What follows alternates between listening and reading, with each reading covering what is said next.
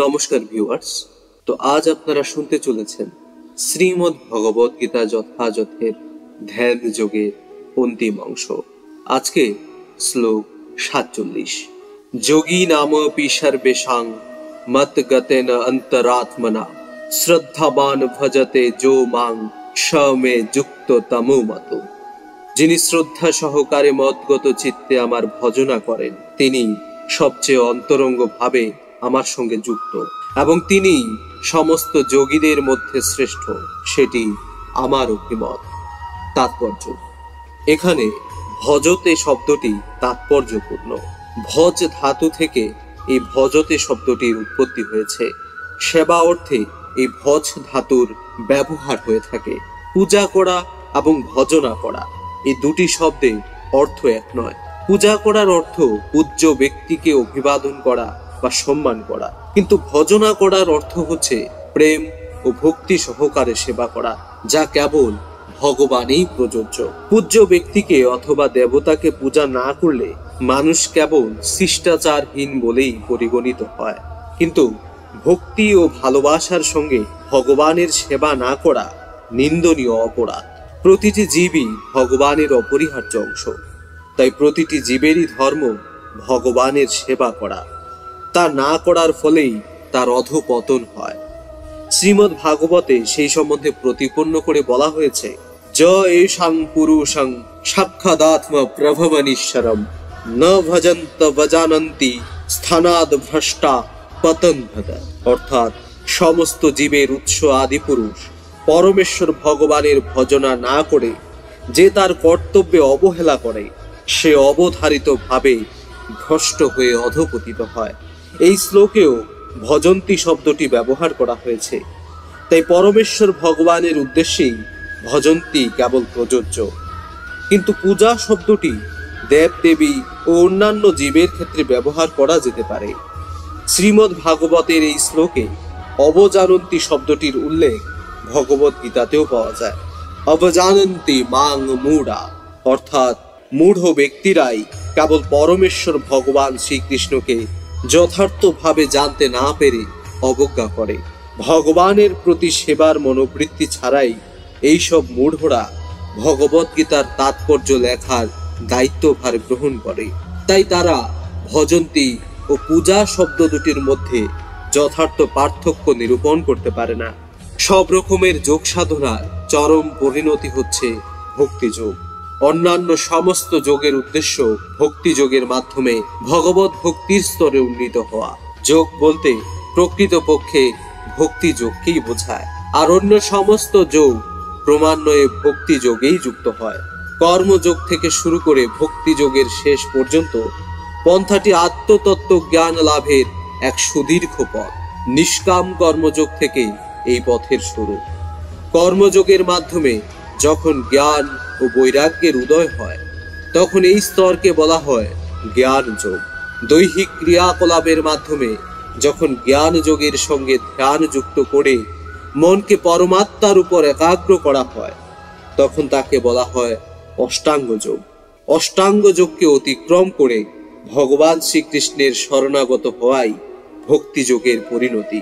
প্রকৃতপক্ষে এই ভক্তি যোগই চরম লক্ষ্য, কিন্তু পুঙ্খানুপুঙ্খ ভাবে ভক্তি যোগের বিশ্লেষণ করার জন্য অন্য সমস্ত যোগ সম্বন্ধে অবগত হতে হয়। তাই যে যোগী প্রগতিশীল, তিনি চিরন্তর সৌভাগ্য অর্জনের যথার্থ মার্গে আরূঢ় হয়েছেন। কিন্তু প্রগতিহীন হয়ে কেউ যখন কোনো এক স্তরে স্থির হয়ে পড়ে, তখন তাকে সেই বিশেষ স্তরের নামানুসারে কর্মযোগী, জ্ঞানযোগী, ধ্যানযোগী, রাজযোগী, হঠযোগী ইত্যাদি নামে অভিহিত করা হয়। পরম সৌভাগ্যের ফলে কেউ যখন ভক্তি যোগের স্তরে উন্নীত হয়, তখন বুঝতে হবে যে তিনি অন্য সব যোগের স্তর ইতিমধ্যে অতিক্রম করেছেন। তাই কৃষ্ণ ভাবনামৃত লাভ করে কৃষ্ণ ভক্ত হওয়াই যোগমার্গের সর্বোচ্চ শিখর। যেমন আমরা যখন হিমালয় পর্বতের কথা বলি, তখন আমরা পৃথিবীর সর্বোচ্চ পর্বতমালা সম্পর্কে বলি, যার সর্বোচ্চ শিখর হচ্ছে মাউন্ট এভারেস্ট। অনেক সৌভাগ্যের ফলে মানুষ বৈদিক শাস্ত্রের নির্দেশ অনুযায়ী কৃষ্ণ ভাবনামৃত লাভ পূর্বক ভক্তি যোগের পথ অবলম্বন করে যথার্থ স্তরে স্থিত হয়। আদর্শ যোগী শ্রীকৃষ্ণের ধ্যানে মগ্ন থাকেন। ভগবান শ্রীকৃষ্ণকে শ্যাম সুন্দর বলা হয়, কারণ তার সুন্দর অঙ্গকান্তি জল ভরা মেঘের মতো শ্যাম বর্ণময়।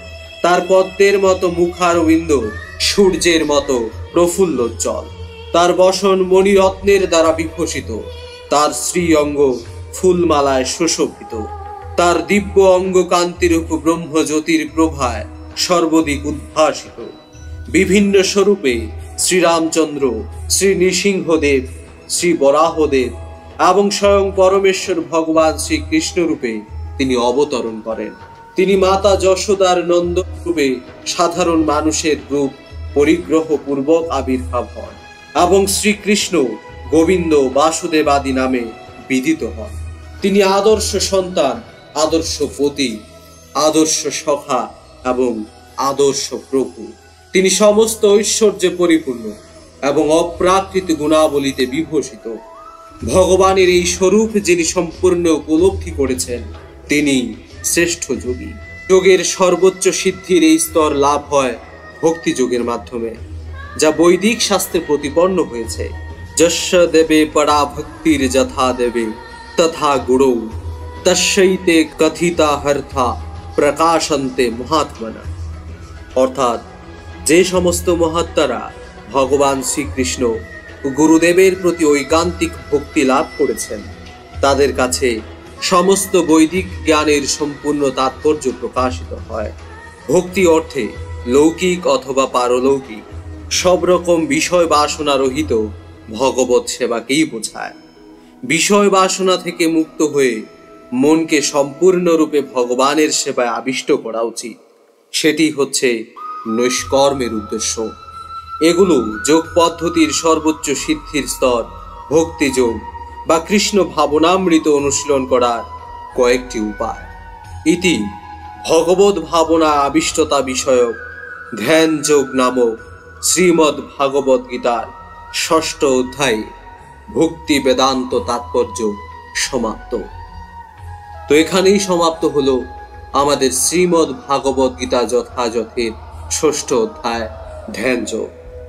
তো আগামীকাল থেকে আমরা শুরু করতে চলেছি শ্রীমদ্ ভাগবত গীতা যথাযথের ৭ম অধ্যায় বিজ্ঞান যোগ।